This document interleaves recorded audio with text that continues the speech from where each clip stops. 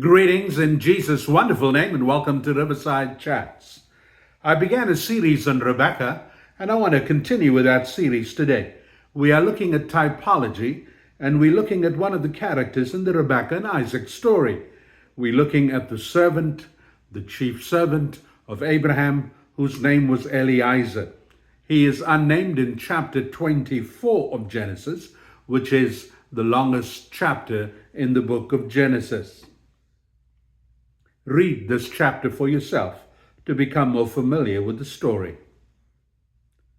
Eliezier and Rebekah met at the well. After their meeting, they go to the house. At the house, their meeting and their special encounter is related to the family. Rebecca is elated, overjoyed. This is an important encounter for her. She listens to Eliezier. She listens to him retell the story and the purpose of his mission. He comes from one of their kinfolk, Abraham, who has now become rich, proof of which is seen in the caravan of 10 camels. In all of the gifts that are brought for a dowry, gifts of gold and silver, and all kinds of precious things. This is very important for Rebecca. As she listens, Eliezier tell the purpose of his mission, how he was sent by Abraham, his master, because his master is now getting old. His master has thoughts that he is soon going to die. And he wanted Isaac married more than anything. He asked Eliezier to put his hand under Abraham's thigh and swear an oath that he would not take a wife for Isaac out of the Canaanites, but go to his people. Think about it. When Rebecca was drawing water from the well, when she volunteered to feed the camels also, or water the camels, she didn't realize that Eliezier had prayed, that God was in all of the details. You know, God is in all of the details. Nothing happens by accident or by chance. God is a God of providence. He leads us to the right place at the right time, and sometimes the right action at the right time. Although our actions are our own, God prompts us to those actions. But it cannot be disputed that while Eliezier asked for one thing, Rebecca was ready to go the extra mile. She volunteered to water the camels. You know, often we are less enthusiastic to volunteer and to go the extra mile with anything that involves more work. We try to do only what is minimal. But here was somebody who worked their tail off. Not that she had a tail. That is a euphemism. That is an idiomatic expression. She was willing to work hard out of the goodness of her heart. I told you Eliezier didn't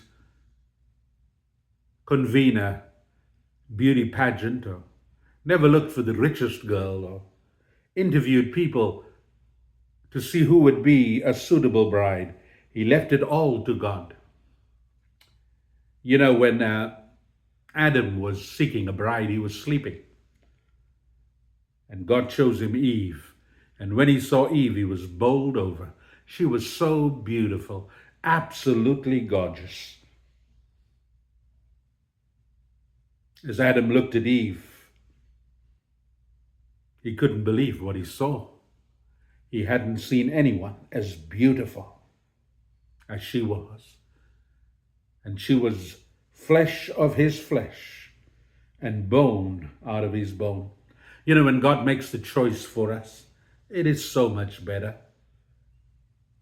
It is so much more advantageous for us when we leave the choices to God. Now, I'm not saying that we are not involved in the choices, but God gives us ideas, He gives us warnings, He gives us verification. If someone we're seeking for a bride is the right person, decisions are very important. Decisions determine destiny. We are people of destiny.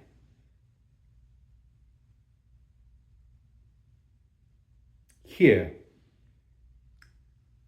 was Rebecca. She was so happy with all that was happening. She is the chosen one. A strange request, though. She had not seen the man. She had not met the man.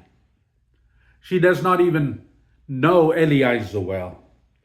But you see how important faith has in all of these negotiations. You know, when we look at our past and think how God has worked in our lives, how He's brought us to where we are, what He's led us to do at that time seemed ordinary. But it is that ordinary thing that sometime had been the decisive factor.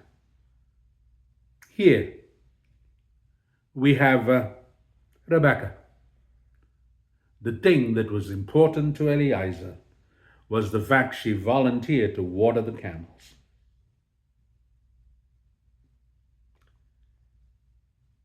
You know, those moments that we consider as being ordinary will later become special.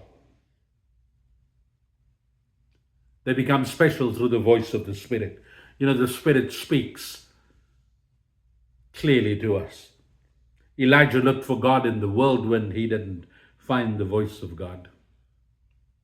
He looked for God in the thunder and other things, but he heard God in the still small voice. Do you know the voice of God?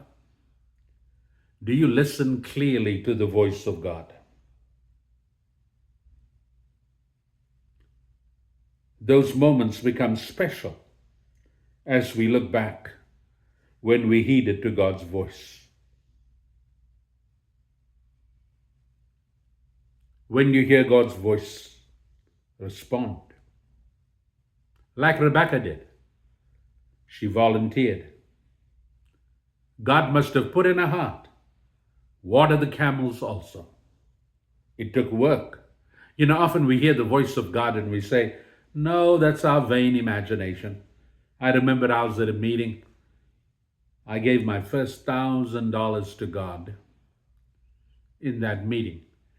We did probably more than that amount at one time when we got some money for our houses that the state of Indiana bought.